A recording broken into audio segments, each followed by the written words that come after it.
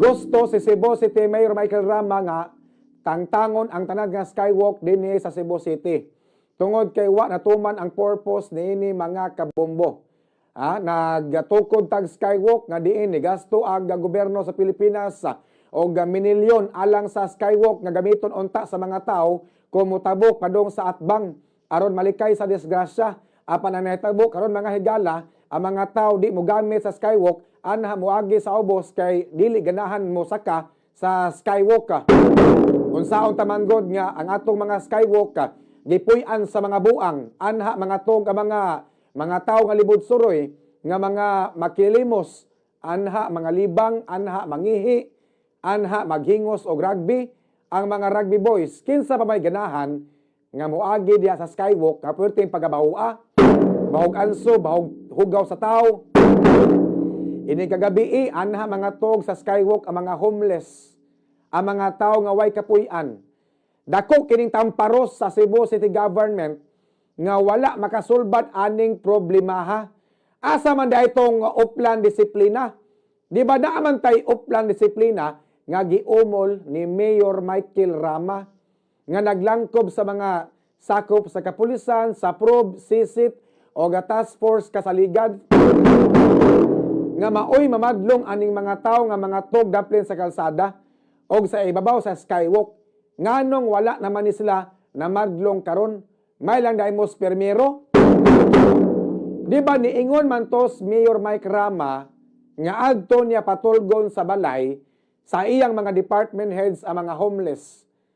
Nga kini mga tao nga matog daplin sa kalsada, hilabi na ibabaw sa skywalk, unya hangtod karon walay bisag usa. Walay bisag usa ka department head nga nagpatog sa ilang balay sa usa ka libod suroy dinhi sa dakbayan sa Sugbo mga kabombo. Matod pa sa mayor nga mas maayo nga maghimo kuno ang Cebu City og tunnel o underground aron adto motabok ang mga pedestrian ilawom sa yuta. Matod pa ni Mayor Mike Rama nga maghimot ang tunnel underground aron adto motabok ang mga tao mga kabombo.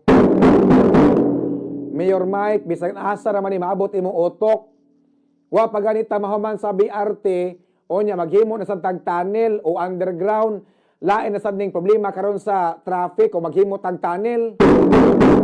Matol pa sa mayor nga mas maayo kung adto agi ilawom sa yuta ang mga tao kaysa moagi sa skywalk. Maong iyang ipatangtang ang mga skywalk, mga kabombo. Gidugang sa mayor nga gikan man siya sa Melbourne, Australia. Og iya nakita nga wala may skywalk sa Melbourne, Australia, hinungdan nga angayan natong sundugon kuno ang Melbourne nga walay skywalk kay ang mga skywalk sa Cebu walay mga gamit o gihimo raning kalibangan sa mga buang o sa mga tao nga libod suroy. Gihimong katulganan sa mga tao nga walay balay.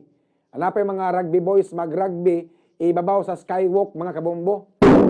Ang skywalk nanimaho ng anso, nanimahong hugaw sa tao. Daghan kayong problema ang Cebu City.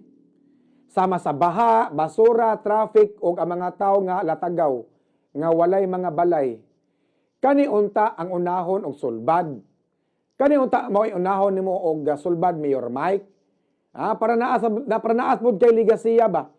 Para naapod kay legacy. At least og time will come mawa ka sa City Hall.